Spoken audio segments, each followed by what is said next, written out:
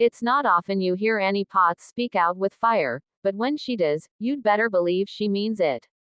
The veteran actress, known for her decade-spanning career in both film and television, didn't mince words this past weekend during a panel discussion at the 2025 Television Creators Summit in Los Angeles. When asked about the abrupt cancellation of Young Sheldon, the Big Bang Theory prequel in which she starred as the scene-stealing Mima, Potts let the room know exactly how she felt.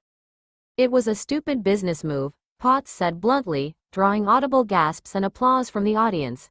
"Flat out. Dumb. There's no other word for it."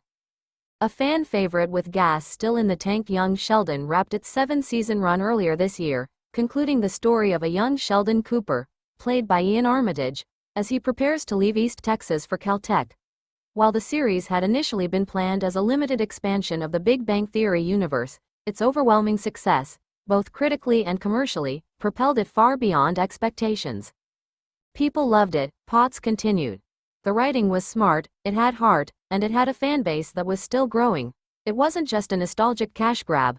It was a real, living, breathing show."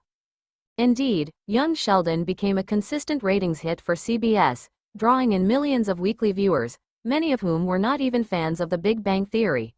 With its blend of Southern charm, sharp wit, and heartfelt storytelling, the show managed to create a unique identity of its own, one largely credited to the strength of its cast, particularly Potts, Armitage, and Zoe Perry, who portrayed Sheldon's mother, Mary Cooper. Potts's portrayal of Mima, Sheldon's feisty and fiercely loyal grandmother, quickly became a fan favorite. Equal parts sass and soul, Mima was a character that brought both levity and depth to the show, and according to Potts, there was still plenty more to explore. There were more stories to tell. About Mima, about Georgie and Mandy, about Mary navigating faith and family. Even Sheldon's journey wasn't done. But it felt like someone up top just said, "Well, 7 is enough," and that was it. Behind-the-scenes politics. While CBS and show creators Chuck Lorre and Steve Malaro maintained that the decision to end Young Sheldon was mutual and creatively fulfilling, rumors have swirled for months that the network may have had different motivations. One insider told TV Line in April that CBS was shifting toward shorter-term projects and wanted to free up primetime real estate for new IP. The same source suggested that budget negotiations had become complicated as the show's stars aged and their salaries increased. Potts didn't address those rumors directly, but she didn't deny them either. "Of course, it always comes down to money," she said, eyebrows raised. "But I say, if you've got a winning hand, why fold? There's a difference between being cost-effective and being short-sighted.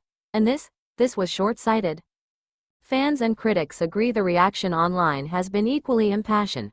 Fans flooded X, formerly Twitter, and Reddit with posts echoing Potts's frustration. "Annie Potts said what we were all thinking.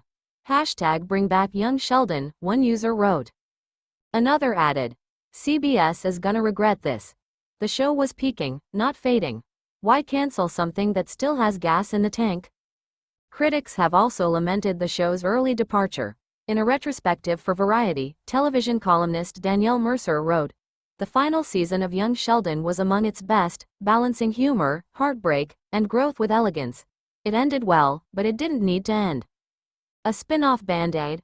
Perhaps sensing the backlash, CBS announced a spin-off earlier this year centered on Sheldon's older brother, Georgie, and his young family. The series, tentatively titled Georgie and Mandy, is set to debut in early 2026 and will follow the couple as they navigate young parenthood in Texas. Potts, however, remains skeptical. "I wish them well, truly, but it feels like they're trying to patch a leak with a Band-Aid," she said. "You took away a whole tree and now you're selling people a branch. That's not the same thing." When asked if she had been approached to reprise her role as Mima in the new series, Potts gave a small shrug. "There were talks, but I haven't committed to anything. I'm not going to show up just to be wallpaper. Mima deserves more than that. The audience deserves more than that." No regrets, just disappointment. Despite her criticism of the show's cancellation, Potts was clear that she had nothing but love for her time on Young Sheldon. "It was one of the best experiences of my career. That cast is family. Ian is a prodigy, Zoe is divine. Lance, Barber, is one of the most grounded actors I've ever worked with. Every day on that set was a joy." She paused for a moment, her voice softening. I just wish we'd been allowed to keep going. For the fans, and for us. But mostly for the story. What's next for Potts? Annie Potts isn't slowing down. At 72, the actress is returning to Broadway next year in a revival of Steel Magnolias, where she'll take on the role of Weezer Boudreaux, a part she says she's been waiting 40 years to play. She's also signed on to voice a major character in an upcoming Pixar film, details of which remain tightly under wraps. "Oh honey," she said with a wink, "Meemaw may be gone, but I'm just getting started." Final thoughts. Young Sheldon may have ended, but Annie Potts's voice, both literally and figuratively, isn't going anywhere. Her outspokenness has sparked a fresh wave of discussion around network decision-making, and whether shows with loyal audiences and narrative momentum are being sacrificed for the latest algorithm-chasing gamble. In an age of reboots, remakes, and rebrands, Potts's message is refreshingly simple. Respect the story. Respect the fans. And above all, don't fix what isn't broken. Whether CBS will listen is another matter entirely.